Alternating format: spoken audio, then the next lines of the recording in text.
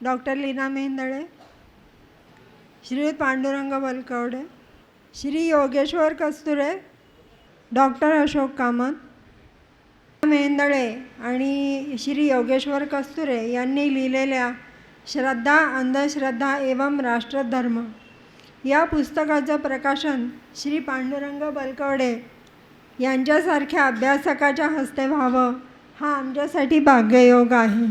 दुसरा अमृतयोग असा की डॉक्टर लीना मेहेंदळे यांचं महाभारत, गीता आणि ज्ञानेश्वरी या विषयावरील व्याख्यान समोर बसून ऐकलं. तिसरा योग म्हणजे डॉक्टर कामत सरांचे विद्यार्थी आणि उद्योजक श्रेणिक शहा आणि त्यांच्या सुविद्य पत्नी सौ लतिका शहा यांना आदर्श मातापिता पुरस्कार प्रदान करणं. गुरुकुल प्रतिष्ठानतर्फे अनेक उपक्रम राबवले जातात. त्यातील महत्त्वाचे म्हणजे इतर संस्थांमध्ये दिले जात नाहीत ते पुरस्कार दिले जातात, पण त्याकडे आपण नंतरच्या भागात वळूया.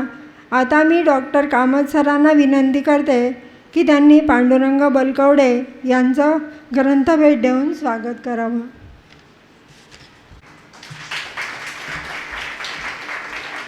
तसंच डॉक्टर लीना मेहेंदळे यांचंही स्वागत करावं.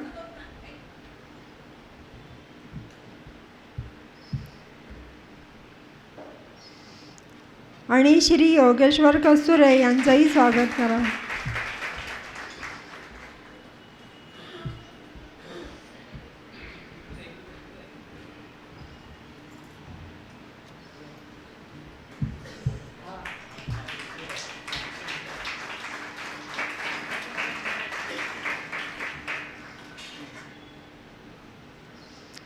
आता आपला मी खूप वेळ घेत नाही.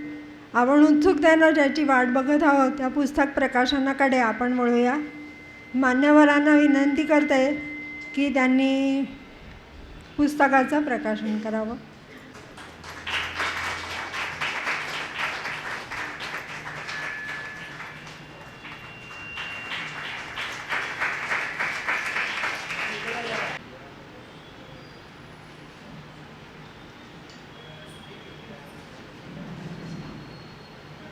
आता मी श्रीयुत पांडुरंग बलकवडे यांचा थोडक्यात परिचय करून देते.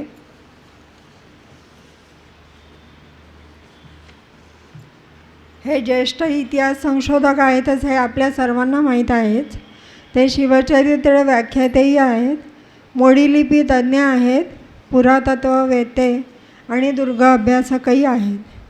भारत इतिहास संशोधक मंडळाचे ते चिटणीस आहेत. सावित्रीबाई फुले विद्यापीठात विद्या परिषद सदस्य आहेत. मराठा साम्राज्याचे अभ्यास केंद्र सावित्रीबाई फुले पुणे विद्यापीठ ते संचालक आहेत. आणि महाराष्ट्र राज्य शालेय अभ्यासक्रम मंडळ बालभारतीचे इतिहास समिती सदस्य आहेत. बाकी सगळे यादी मी वाचत बसले तर दिवस लागेल, पण मी त्यांना विनंती करते की त्यांनी पुस्तकाविषयी बोलावं. योगेश्वर कस्तुरे रिन्युएबल एनर्जी व फिलॉसॉफी ची स्नातकोत्तर शिक्षण पुरं करून एनर्जी सेक्टरमध्ये आता व्यावसायिक आहेत. श्री योगेश्वर कस्तुरे. आदरणीय व्यासपीठ, आदरणीय पांडुरंगजी, कामत सर, लीनाजी आणि इथे उपस्थित सर्व विद्वज्जन. खरं तर व्यासपीठावर एवढी मोठी मंडळी आहेत की त्यांच्यासमोर मी पुस्तकाचा परिचय करून द्यायचं म्हणजे थोडंसं अवघडल्यासारखं होतं. पण पुस्तकाचा परिचय यापेक्षा त्या पुस्तकामागची भूमिका मांडण्यासाठी मी इथं उभा आहे की हे पुस्तक लिहिण्यामागे काय भूमिका होती. खरं तर लीनाजी आणि मी याविषयी आम्ही जवळजवळ मागची 3-3.5 वर्ष चर्चा करत आलो आणि लीनाजींनी सुचवलं की अशा पद्धतीचं पुस्तक व्हायला हवं आणि त्यांच्याच प्रोत्साहनामुळे मी यामध्ये माझं थोडंसं कॉन्ट्रीब्युशन देऊ शकलो. त्यांनी संधी दिल्याबद्दल मी त्यांना आधी आभार मानतो त्यांचे. कुठलाही समाज हा जेव्हा एक सभ्यता, एक संस्कृती आणि राष्ट्र म्हणून उभा राहतो, तेव्हा त्या समाजाच्या मागे त्यांनी आणि त्यांच्या पूर्वजांनी, ऋषींनी निर्माण केलेलं तत्त्वज्ञान हे त्यामागचं एक बॅकबोन असतं. त्या तत्त्वज्ञानावरती तो समाज खरं तर उभा असतो. म्हणजे आपण रोजच्या चालीरीती, आपलं उठणं बसणं, बोलणं, नाती, संबंध या सर्वांच्या मागे कुठेतरी ते तत्त्वज्ञानच रिफ्लेक्ट होत असतं. जसं आपण विज्ञानाच्या भाषेत म्हणतो की एक सायन्स असतं, थेरॉटिकल सायन्स, आणि दुसरं असतं ते म्हणजे technology. What is technology? It is applied science. तर हे समाज जो असतो आणि ह्या समाजाचं जे आचरण असतं, ही जी एक सभ्यता असते, ही सभ्यता म्हणजे त्या तत्त्वज्ञानाचं हे अप्लाइड तत्त्वज्ञान. अप्लाइड तत्त्वज्ञान हे समाजामध्ये असतं, आपल्या वागण्या बोलण्यामध्ये असतं. पण यामागे आता मागच्या काही वर्षांपासून, काही शतकांपासून एक गोष्ट आपल्याला पाहायला मिळते, मोस्टली इंग्रजांपासून. कारण त्याच्या आधीची जी आपल्यावरती जी आक्रमणं झाली ती सर्व हत्यारांनी आक्रमणं झाली. ती इंटेलेक्च्युअल आक्रमणं नव्हती. पण इंग्रजांच्या नंतरचं जे आक्रमण होतं, इंग्रजांचं स्पेशली, हे एक प्रकारचं इंटेलेक्च्युअल आक्रमण आपल्यावरती होतं. म्हणजे हातातलं शस्त्र घेऊन लढणं हे सोपं आहे, पण हातातलं शस्त्र तुटलं तर दुसरं तरी घेता येतं. पण हातात शस्त्र घेण्यामागची जी बुद्धी, जे तत्त्वज्ञान, हेच जर त्यांनी भ्रष्ट करून टाकलं तर हातातनं तलवार गळून जाते. आणि मग भगवद्गीतेमध्ये अर्जुनाला जसं एक प्रकारचं नैराश्य आलं होतं, त्या प्रकारचं नैराश्य समाजामध्ये येतं. मग या दृष्टीनं जेव्हा हे तत्त्वज्ञान आपण असं म्हणतो, तर या तत्त्वज्ञानाचं संरक्षण किंवा ह्या तत्त्वज्ञानाची जी भाषा आहे तिचं संरक्षण, त्यामागची बीजं, त्या भाषेमध्ये जे काही शब्द असतात, तत्त्वज्ञानामध्ये जे काही शब्द असतात, त्या शब्दांचा अर्थ हा भाषेमधनं प्रिझर्व केला जातो. आणि ह्या शब्दांचे अर्थ बदलल्या गेले किंवा षड्यंत्र करून बदलवल्या गेले तर ह्या तत्त्वज्ञानामध्ये एक प्रकारचा कचरा येतो. आमचे दादा पांडुरंग शास्त्री आठवले त्याला तत्त्वज्ञान में आया हुआ कूड़ा असं त्याचं वर्णन करतात. आणि तो कचरा बाहेर काढण्यासाठी आम्हाला त्याची शुद्धता, बीजाची शुद्धता मेंटेन करणं हे आवश्यक असतं.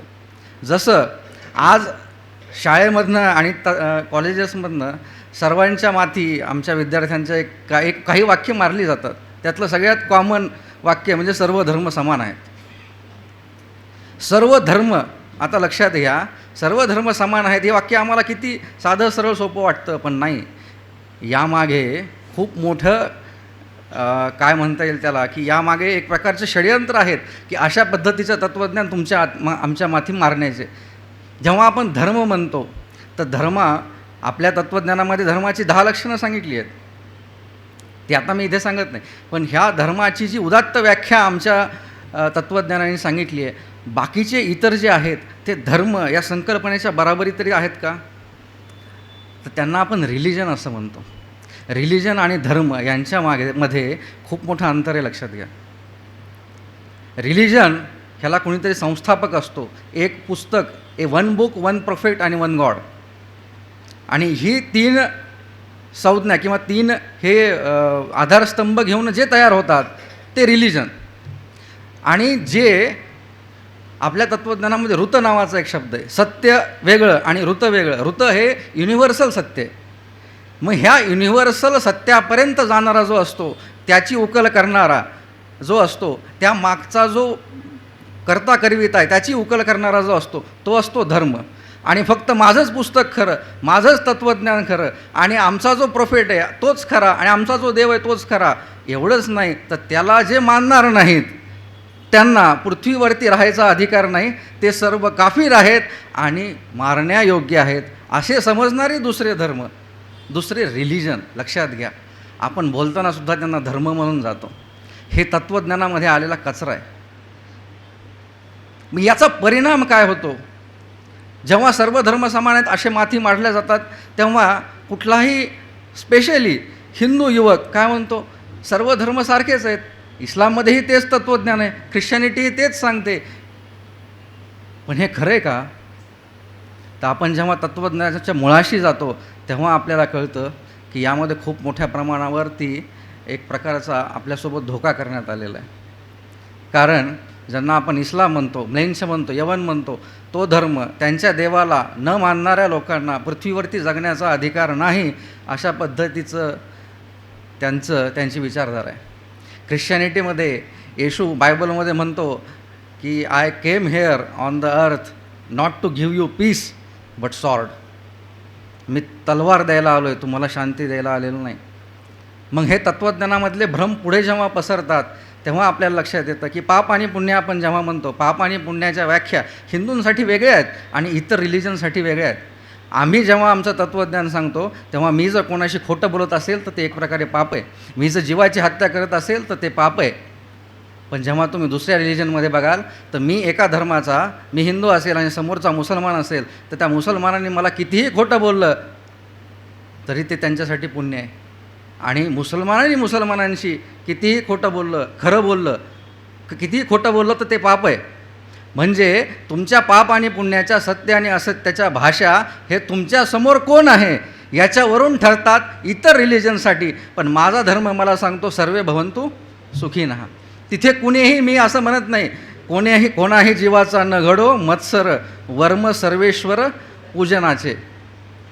म्हणजे की मी ज्यावेळेस माझ्या धर्माचं तत्त्वज्ञान जेव्हा सांगत असतो तेव्हा माझ्यासमोर जीव, जंतू, कृमी, कीटक, मनुष्य, प्राणी, वनस्पती आणि हे सर्व ब्रह्मांड हे माझ्यासाठी एकत्व रूपानं आहे, लक्षात घ्या.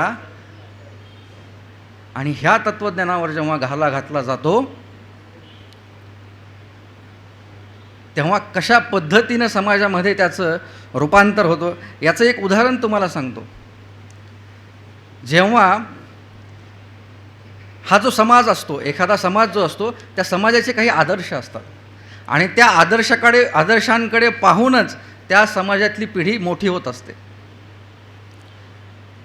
मग काही वेस्टर्न फिलॉसॉफीजमध्ये काही थेरी आहेत की एखाद्या समाजाला जर बदलवायचं असेल, त्या समाजामध्ये जर चुकीच्या गोष्टी इन्व्हॉल्व करायच्या असतील किंवा ज्याला आपण म्हणू स्थापित करायच्या असतील तर ते म्हणतात की त्या समाजाचे आदर्श बदलवा.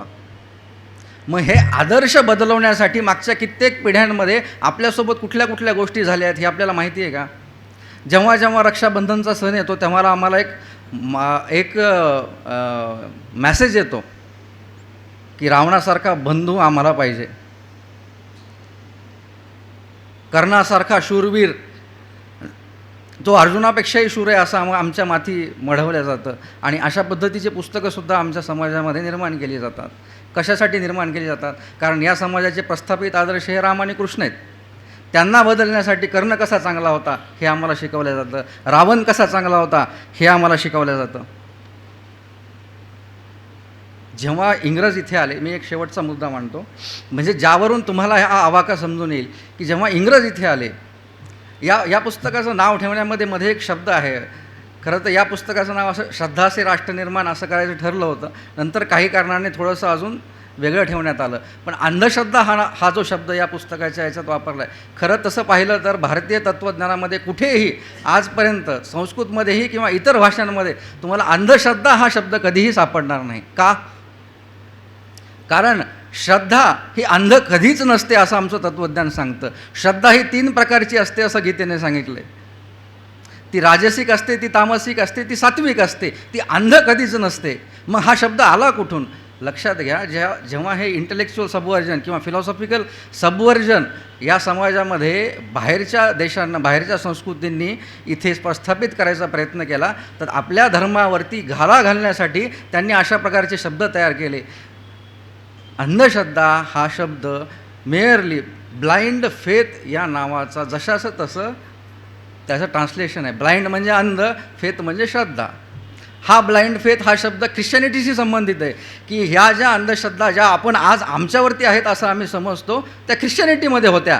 ख्रिश्चॅनिटीच्या विरोधात तिथल्या तत्त्वज्ञानांनी तो शब्द वापरला, पण जशाच तसा त्यांनी हिंदूंच्या विरोधात वापरण्यासाठी भारतामध्ये आणल्या गेला. आणि मग तुमची मूर्तीपूजा म्हणजे अंधश्रद्धा, तुमचे पुराण म्हणजे अंधश्रद्धा, अशा पद्धतीची एक एक घाला आमच्यावरती घालण्यात आला. पण आम्ही कधी विचार करत नाही की अरे तू अंधश्रद्धाळू म्हणलं की हिंदू 5 पावलं मागे जातो. कारण त्याला माहीत असतं की अंधश्रद्धा म्हणलं की मी काहीतरी बुरसटलेला होतो. पण ह्या नुसत्या एका शब्दामागून तुमच्यावरती किती हल्ले केले जातात. पुण्यामध्ये एक प्रकारची संस्था इथे तयार होते हिंदूंवरती घाला घालण्यासाठी, जिचं कामच फक्त हिंदू श्रद्धा निर्मूलन समिती असंच आहे. तर आणि दुसरं शेवटचं एक की जेव्हा ख्रिश्चनिटीमध्ये असं सांगण्यात येतं की तिथला जो प्रस्थापित पाद्री असेल, पुजारी असेल, फादर असेल, त्याला काय जे म्हणायचं ते म्हणू, तर तिथलं तत्त्वज्ञान असं सांगतं की ईश्वर आणि मी, माझ्यामध्ये हा फादर किंवा हा पोप कोणीतरी आहे, हा मध्यस्थ आहे. याच्याशी मी संलग्न असेल, याच्याशी मी जी संबंधित असेल तरच मला देवाच्या दरबारात जागा मिळेल. हे तिथलं तत्त्वज्ञान आहे. आणि तेच तत्त्वज्ञान किंवा तोच एक गाभा घेऊन, तेच एक स्टेटमेंट्स घेऊन ती फ्रेमवर्क हिंदू धर्माला लावण्यात येते आणि आमच्यावरती हल्ला करताना सांगण्यात येतं की बघा, पुजारी देवामध्ये आणि तुमच्यामध्ये हा पुजारी कोणी ठेवला आहे, हा पाखंडी, हा पुरोहित पाखंडी आहे, याला तुम्ही हटवलं पाहिजे. अशा पद्धतीची वाक्य आणि संकल्पना आपल्यासमोर मांडल्या जातात. पण इथे कोणी सांगायला उभा राहत नाही की अरे इथे माझ्यामध्ये आणि देवामध्ये पुजारी किंवा पुरोहित कधीच नसतो, माझं आणि देवाचं ये हृदयचे ते हृदय नातं असतं. तर लक्षात एवढंच सांगायचं होतं की या पुस्तकामागे ही एक एवढी मोठी भूमिका आहे की हे आमच्या धर्मावरती, आमच्या तत्त्वज्ञानावरती आणि याचं जे बीज शुद्ध ठेवण्यासाठी जे काही आम्हाला प्रयत्न करावे लागतात त्यातलाच हा एक छोटासा प्रयत्न आहे. एवढं बोलून मी माझं 2 शब्द थांबवतो. धन्यवाद.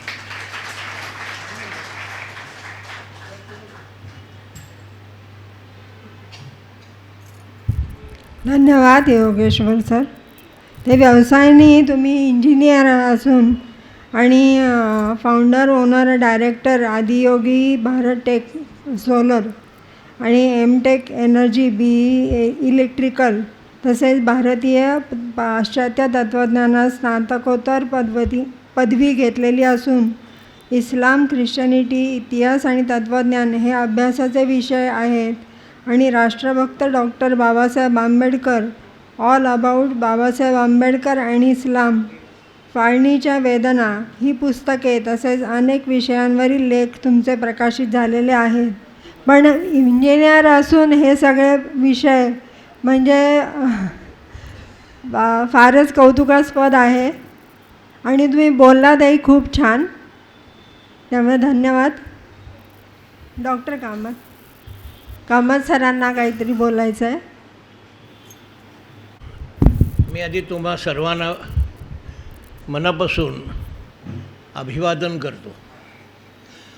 इथे एकापेक्षा एक चांगली माणसं अशी हा सभागृह भरलेला आहे. असं सहसा पुण्यात हल्ली असत नाही, दिसतही नाही. म्हणून मला आनंद व्यक्त करावासा वाटतो. आता मी मध्ये का उभा आहे सांगतो. या कार्यक्रमाचे 3 भाग आहेत.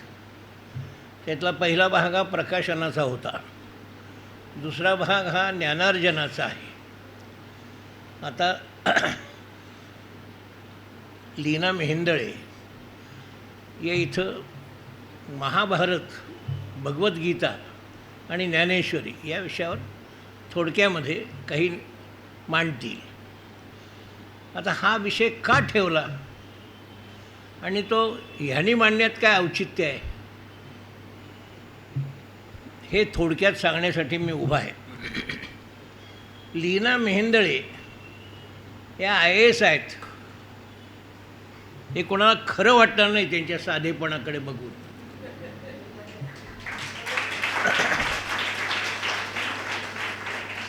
आणखी एक गोष्ट, साधारणपणे IAS आणखी काय काय वगैरे ही सगळी मंडळी हे खाण्यासाठी प्रसिद्ध असतात. ते माणसंही खातात, संस्थाही खातात आणि एकूण अनेक विषय खात असतात सतत. लीना मेहेंदळे त्यांच्यापैकी नाहीत. मला इथं सांगायला अतिशय अभिमान वाटतो की अनेक ठिकाणी collector, commissioner, secretary to government अशा अनेक पदावर उत्तम काम केल्यानंतरसुद्धा एकही नवा पैसा त्यांनी खाल्लेला नाही. अशा माणसांना समाजासमोर ठेवणं हे आमच्यासारख्या संस्थांचं काम आहे असं मला वाटतं.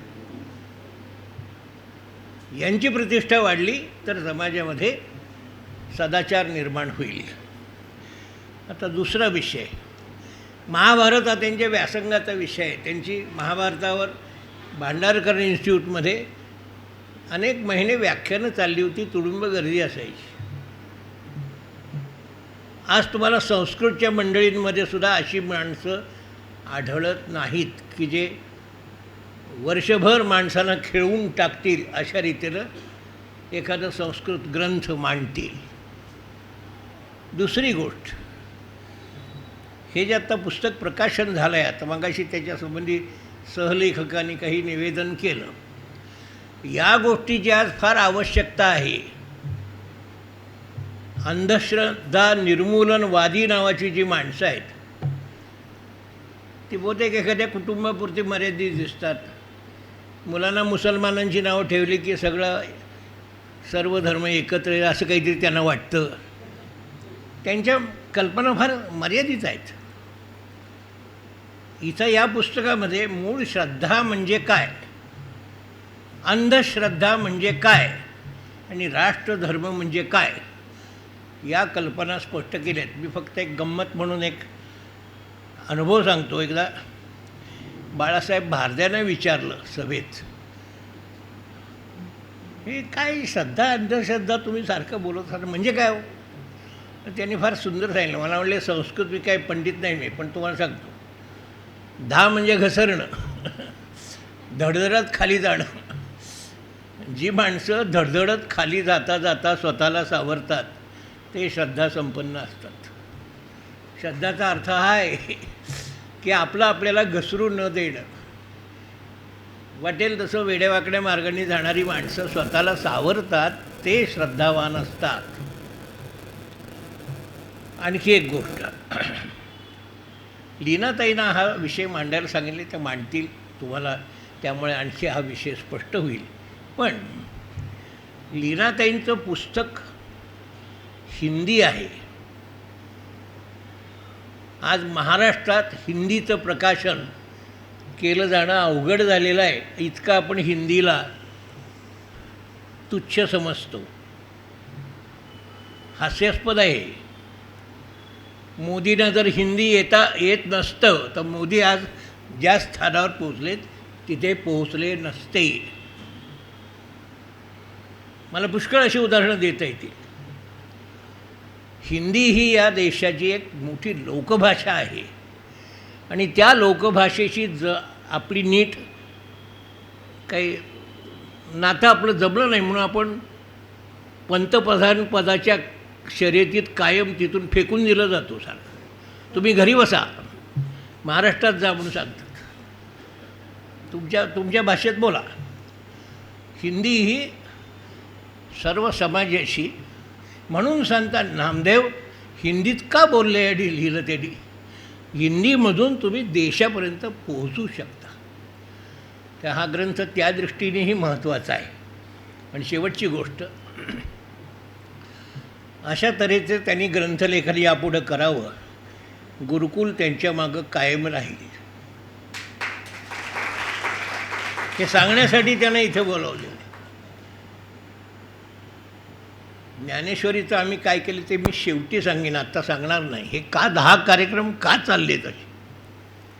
आम्हाला समाजाच्या सर्व स्तरातली माणसं त्या ज्ञानेश्वरीच्या मुख्य कार्यक्रमाकडे ओढत न्यायची आहेत. त्याचं महत्त्व समजावं म्हणून हे सगळं आहे. त्याकडे नंतर जातो.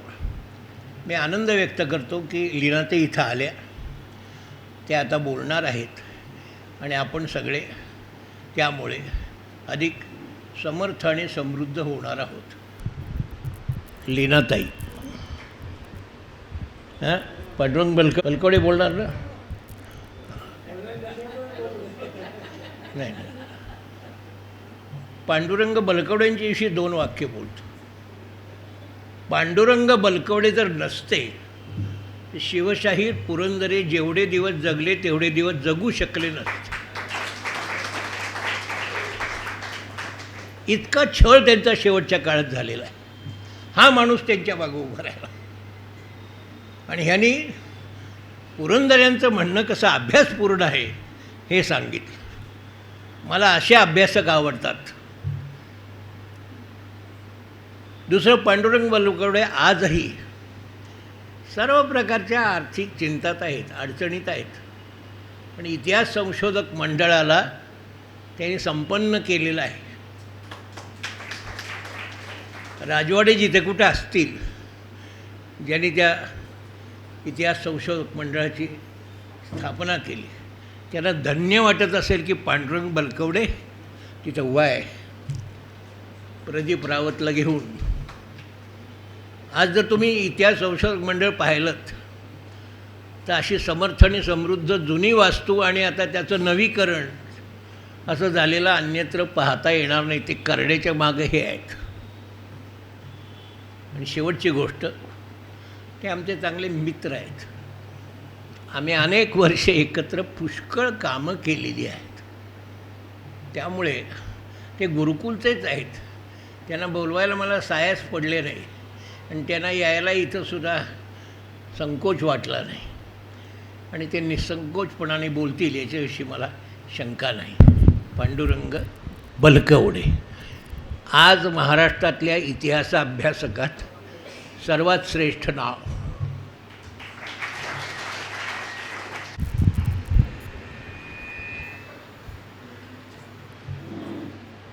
सन्माननीय व्यासपीठ, आदरणीय गुरुतुल्य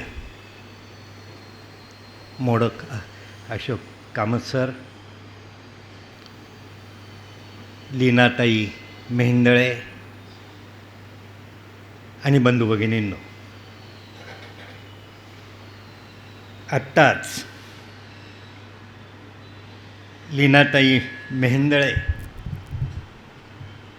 आणि योगेश्वर कस्तुरे यांनी सिद्ध केलेल्या श्रद्धा अंधश्रद्धा एवं राष्ट्रधर्म या ग्रंथाचं आज इथं प्रकाशन झालं असं मी जाहीर करतो.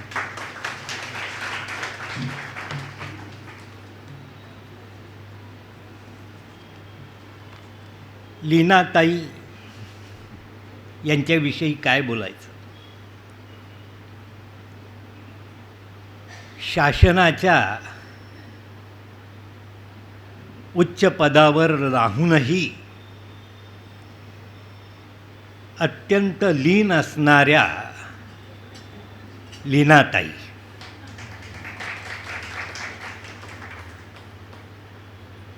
या भारतीय संस्कृती आणि तत्त्वज्ञान याच्या गाढ्या अभ्यासक आहेत. भारतीय तत्त्वज्ञानाचा गाभा काय आहे याचं सुंदर असं विचारमंथन या ग्रंथामध्ये केलेलं आहे. आत्ताच त्यांचे सहलेखक योगेश्वर यांनी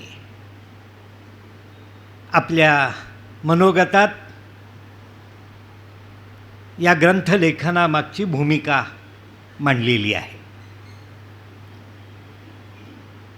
हा ग्रंथ हिंदीमध्ये आहे. कामत सरांनी हा ग्रंथ हिंदीमधून का प्रसिद्ध केला यामागची भूमिका सांगितलेली आहे. त्याची आवश्यकताही व्यक्त केली आहे. या ग्रंथाचं जे सार आहे ते भारतीय संस्कृतीची महती, तिचं तत्त्वज्ञान मांडण्याचा हा एक प्रयत्न आहे. आपल्या सगळ्यांना कल्पना आहे की आपली भारतीय संस्कृती ही जगातली एक प्राचीन संस्कृती अशी तिची ओळख आहे. जगामध्ये अनेक संस्कृत्या निर्माण झाल्या, मग ग्रीकांची असेल, रोमनांची असेल, इजिप्तची असेल, मेसोपोटेमिया असेल, शकहून कुशाणांची संस्कृती असेल, परंतु काळाच्या ओघामध्ये या प्राचीन संस्कृत्यांचं अस्तित्व समाप्त झालेलं आहे. आपल्या मनात शंका आहे, म्हणजे काय? तर आपण जर इजिप्तला गेलो तर तिथं असणारे पिरॅमिड त्या प्राचीन संस्कृतीची महत्ता सांगत उभे आहेत. त्या पिरॅमिडच्या रूपाने त्या प्राचीन संस्कृतीचे अवशेष आहेत. परंतु दुर्दैवाने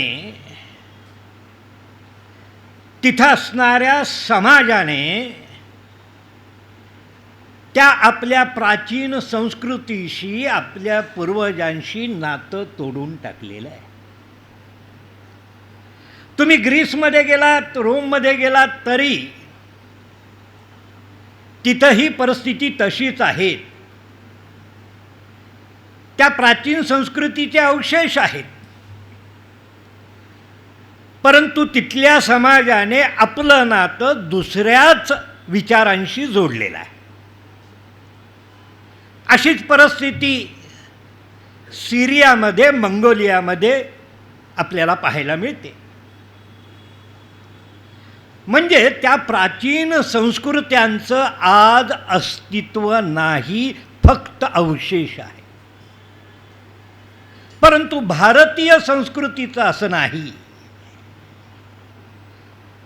कारण की आजही भारतीय समाज आपल्या त्या प्राचीन संस्कृतीशी आपलं नातं टिकवून आहे.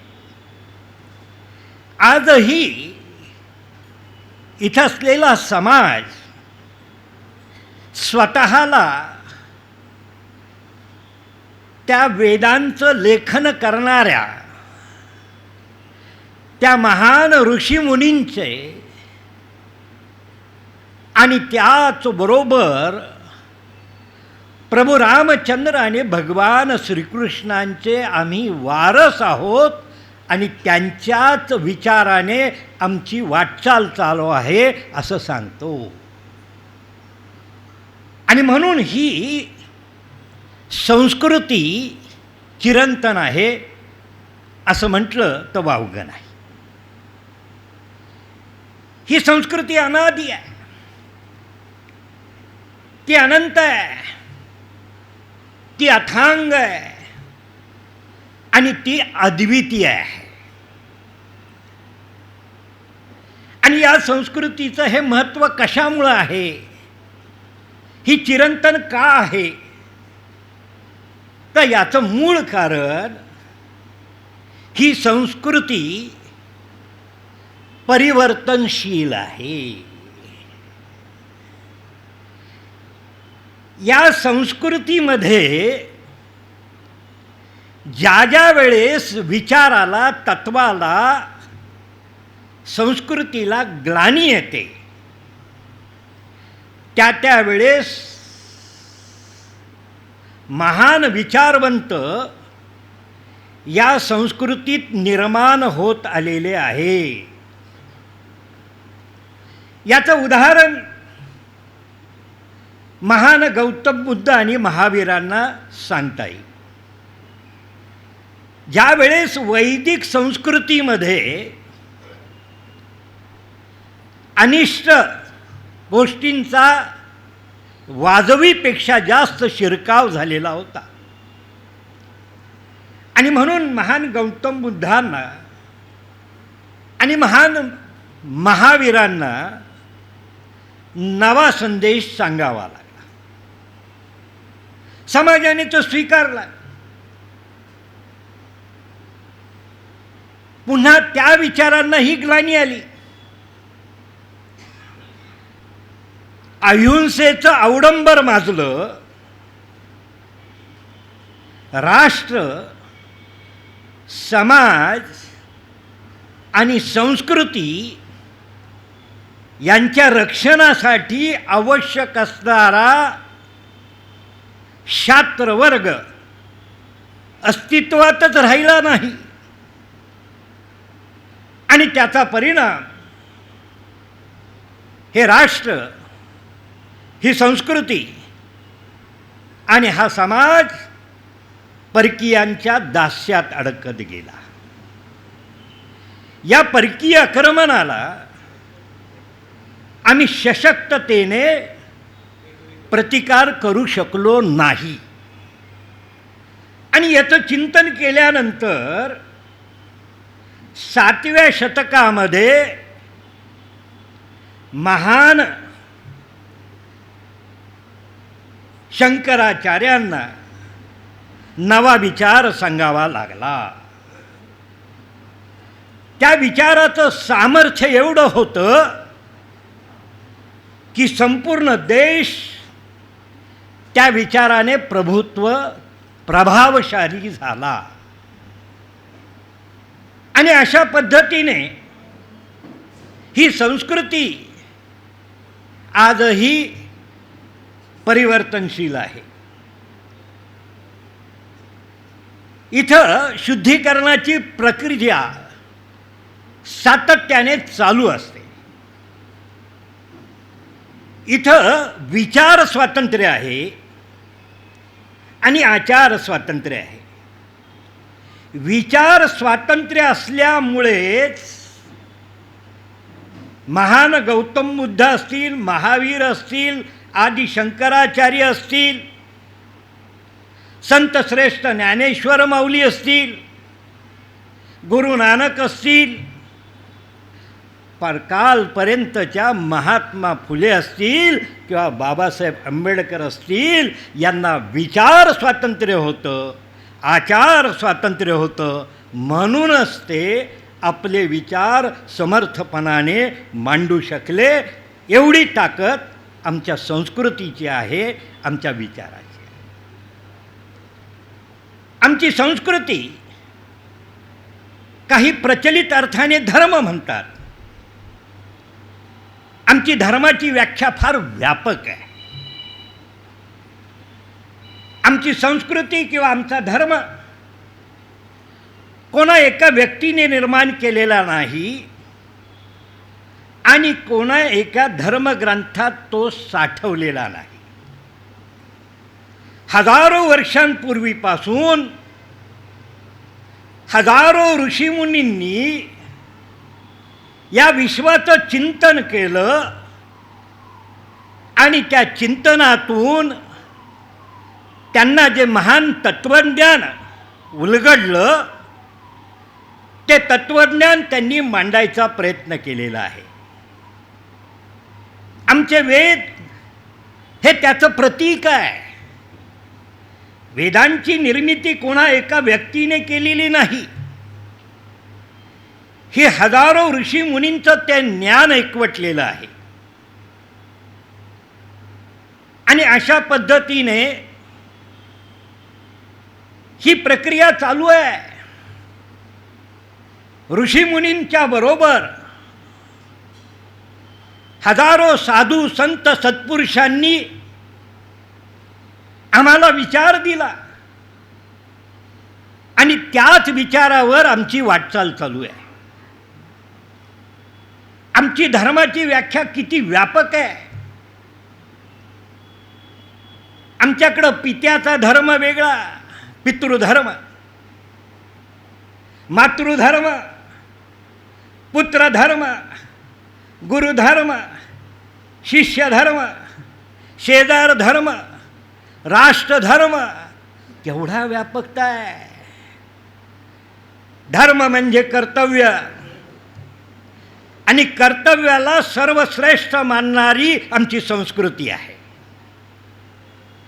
आणि अशा पद्धतीने संस्कृतीची जी जीवनमूल्ये आहेत ती लीनाताईंनी या धर्मग्रंथामध्ये मांडण्याचा प्रयत्न केलेला आहे.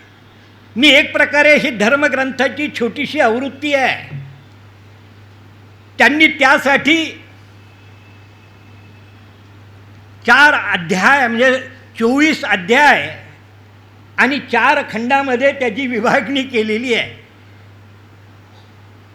खंड आणि अध्याय, आणि त्यातून ते मांडत गेलेले आहेत. आणि हे विवेचन करत असताना त्यांनी श्रद्धा, अंधश्रद्धा आणि राष्ट्रधर्माची महती सांगितलेली आहे की श्रद्धा आणि अंधश्रद्धेविषयी जे काही आज चर्चा होते त्याविषयी त्यांनी भाष्य केलेलं आहे. आणि याचबरोबर ते आजचं संकट मानतात की आपल्या धर्माचं, आपल्या विचाराचं, आपल्या तत्त्वज्ञानाचं महत्त्व काय आहे. परंतु वर्तमान काळात आमची संस्कृती कोणत्या परिस्थितीत वाटचाल करते, आमच्या समोरची संकटं काय आहेत, आमच्यासमोर समस्या काय आहेत.